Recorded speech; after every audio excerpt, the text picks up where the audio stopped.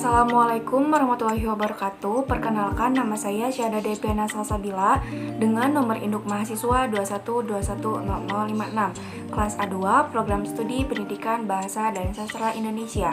Di sini saya akan mengerjakan ujian akhir semester mata kuliah pembelajaran keterampilan berbahasa yang diampu oleh Ibu dosen yang terhormat, Ibu Ii Siti Salama Ajahra MPD. Di sini saya akan menayangkan terlebih dahulu video pembelajaran keterampilan berbicara, yaitu dengan penerapan model pembelajaran debat dari YouTube yang diunggah oleh Muhammad Reza Iswanto. Assalamualaikum. Waalaikumsalam warahmatullahi wabarakatuh. Oke, baiklah anak-anak, pada pertemuan kali ini kita akan menerapkan satu metode pembelajaran, yaitu metode debat, di mana saya akan membagi dua kelompok, yaitu kelompok pro dan kelompok kontra, di mana debat kali ini mengusung tema homework atau PR, pekerjaan rumah.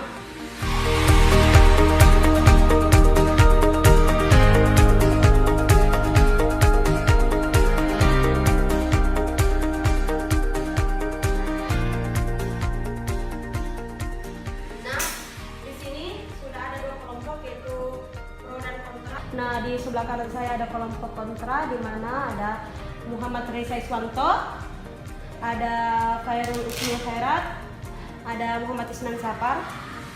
Nah, selanjutnya di sebelah kiri saya yaitu kelompok pro, ada Maulidina, ada Fitri Isnani, dan ada Aprilia. Oke, sebelum kita memulai debatnya, kita bentuk posisinya dulu dalam posisi debat pada umumnya. Silakan kalian berhadapan. Oke, sebelum debat ini dimulai, saya persilakan kepada kelompok pro dan kontra untuk berdiskusi dengan teman kelompoknya masing-masing. Saya persilakan.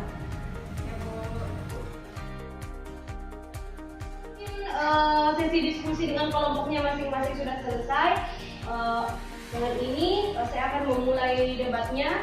Saya persilakan kepada kelompok pro untuk menyampaikan argumen-argumennya yang telah didiskusikan tadi. Saya persilakan. Solusi yang saya ajukan setelah menyimak dan menganalisis video pembelajaran keterampilan berbicara, yaitu dengan penerapan model pembelajaran debat dari YouTube yang diunggah oleh Muhammad Reza Iswanto. 1. Pada saat kegiatan pendahuluan, pendidik tidak membimbing peserta didik berdoa terlebih dahulu ketika akan melaksanakan pembelajaran. Tentu hal itu menurut saya tidak efektif dan tidak menunjukkan sikap religius, karena berdoa itu merupakan hal yang paling penting. Tujuannya adalah untuk meminta keselamatan, kelancaran, dan ketenangan saat kita belajar. Dengan berdoa, belajar jadi lebih tenang dan pikiran kita lebih berfokus kepada materi pelajaran yang sedang kita pelajari. 2. Pendidik tidak menyampaikan kompetensi dasar dan indikator pencapaian kompetensi kepada peserta didik. Begitu juga dalam video tersebut, pendidik tidak menyampaikan tujuan pembelajaran. Merujuk pada pengertiannya, tujuan pembelajaran mencerminkan arah yang akan dituju selama pembelajaran berlangsung. Dengan demikian, arah proses pembelajaran harus mengacu pada tujuan pembelajaran. Namun, perlu diingat bahwa proses pembelajaran dikelola dalam rangka memfasilitasi siswa agar dapat mencapai kompetensi dasar. Pencapaian itu diukur dengan tolak ukur kemampuan yang dirumuskan dalam indikator pencapaian kompetensi. Agar kegiatan memfasilitasi berhasil optimal, maka arah pembelajaran hendaknya mengacu pada indikator pencapaian kompetensi. Dengan demikian, persamaan dari indikator pencapaian kompetensi dan tujuan pembelajaran adalah pada fungsi keduanya sebagai acuan arah, proses, dan hasil pembelajaran. Karena pada dasarnya peserta didik harus bisa mengetahui dan mencermati penjelasan mengenai kompetensi dasar, indikator pencapaian kompetensi, tujuan pembelajaran, dan cakupan materi yang telah diberikan oleh pendidik. 3. Di video tersebut terlihat ketika pendidik membagikan kelompok, ia tidak memberikan materi atau penjelasan terlebih dahulu atau memberikan stimulus dengan bertanya terlebih dahulu kepada peserta didiknya. Pendidik tersebut langsung memulai kegiatan intinya, yaitu membagi dua kelompok dan memberikan tema debat tanpa menjelaskan atau memberikan stimulus terlebih dahulu terkait materi debat. Tentu hal itu akan membuat peserta didik kurang terampil pada saat mereka berargumen, dan seharusnya menurut saya ketika peserta didik debat, pendidik harus ikut serta dalam kegiatan tersebut. Jadi dengan pendidik ikut serta, pendidik bisa menilai secara langsung baik dari ide, gagasan yang dikemukakan oleh peserta didiknya, dan sekaligus menilai keterampilan berbicaranya. Secara keseluruhan menurut saya pendidik tersebut kurang memberikan stimulus atau rangsangan kepada peserta didiknya, dan ia juga tidak melakukan kegiatan feedback atau bisa dikatakan tidak ada sesi tanya jawab dan diskusi. Jadi pembelajarannya kurang efektif dan efisien. Sekian tanggapan saya untuk video pembelajaran keterampilan berbicara, yaitu dengan penerapan model pembelajaran debat dari YouTube yang diunggah oleh Muhammad Reza Iswanto. Selanjutnya saya akan memberikan alternatif berupa video pembelajaran keterampilan berbicara, yaitu dengan penerapan model pembelajaran debat ini. Selamat menyaksikan. Assalamualaikum warahmatullahi wabarakatuh. Waalaikumsalam warahmatullahi wabarakatuh, Ibu. Bagaimana kabar kalian hari ini anak-anak? Alhamdulillah, Bu, sehat. Alhamdulillah. Sebelum belajar, kita berdoa terlebih dahulu. Davina, silahkan pimpin. Baik, kepada Ibu dan teman-teman, alangkah baiknya sebelum memulai pembelajaran, alangkah baiknya kita berdoa. Berdoa dimulai. Berdoa dicukupkan. Baik, sekarang Ibu akan memeriksa kehadiran. Siapa yang tidak masuk hari ini? Izin menyampaikan, Ibu, alhamdulillah hari ini semua hadir dalam keadaan sehat dan semangat. Baik, alhamdulillah ya. Anak-anakku sekalian, materi yang akan kita pelajari hari ini yaitu debat. Sebelumnya, Ibu akan memberitahu kepada kalian kompetensi dasar dan indikator pencapaian kompetensi peserta didik. Kompetensi dasar 4.12 mengonstruksi permasalahan, sudut pandang dan argumen beberapa pihak dan simpulan dari debat secara lisan untuk menunjukkan esensi dari debat. Indikator pencapaian kompetensi peserta didik diharapkan. Adapun tujuan pembelajaran yang akan kita dapatkan hari ini melalui kegiatan pembelajaran dengan model problem-based learning, peserta didik dapat menghubungkan dan mengobrolkan beberapa hak dan kesimpulan dari debat secara lisan untuk menunjukkan esensi dari debat dengan kritis, bekerja sama, dan komunikatif selama proses pembelajaran. Itulah tujuan pembelajaran kita hari ini. Hari ini Ibu akan menjelaskan terlebih dahulu metode debat. Apa sih yang disebut metode debat itu? Metode debat merupakan salah satu metode pembelajaran yang sangat penting untuk meningkatkan kemampuan berbicara. Debat adalah kegiatan adu argumentasi antara dua pihak atau lebih, baik secara perorangan maupun per kelompok, dalam mendiskusikan dan memutuskan masalah terkait hal perbedaan. Baik, karena di kompetisi dasar dan indikator pencapaian kompetensi peserta didik diharapkan mempunyai keterampilan berbicara. Di sini Ibu akan melatih kalian serta mempraktikkan secara bersama-sama dengan Ibu menggunakan metode debat ini. Berbicara.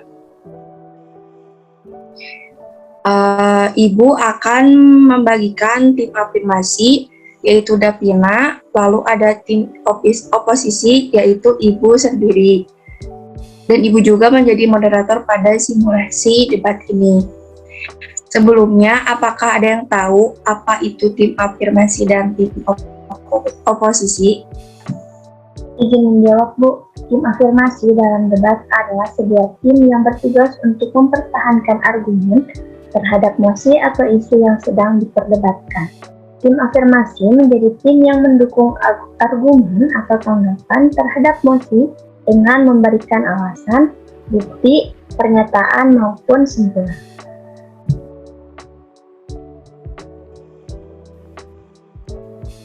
Baik, terima kasih kepada Davina yang sudah menjawab pertanyaan dari Ibu. Selanjutnya ada satu pertanyaan lagi nih yang belum terjawab. Lalu apa sih yang disebut dengan tim oposisi? Silakan siapa yang mau menjawab.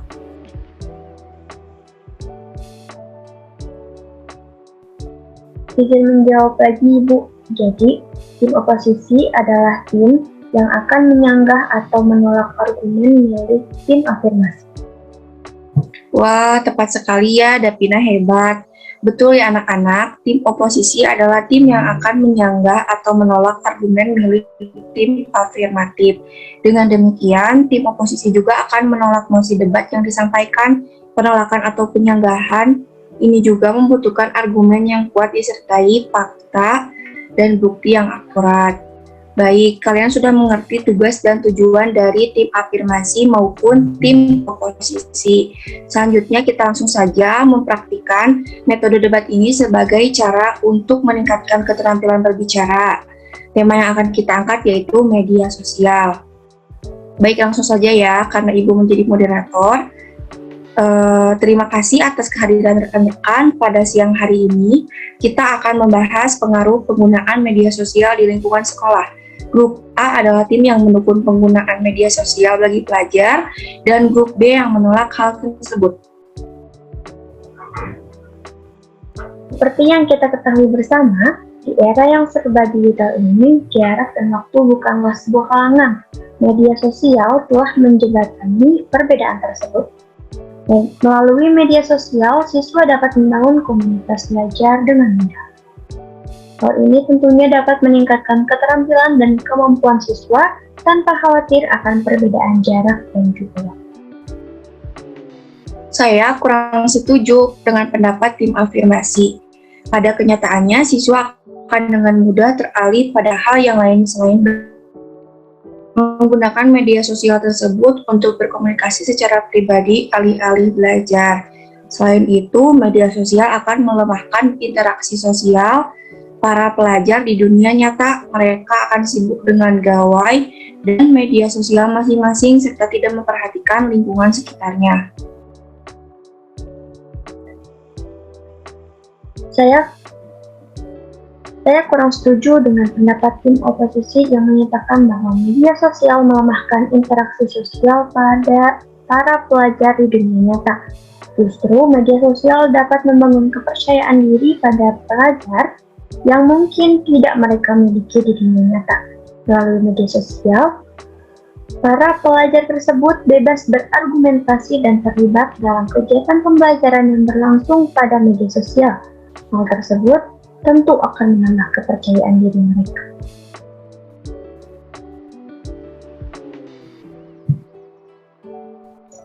Saya ingin menanggapi pernyataan dari tim afirmasi.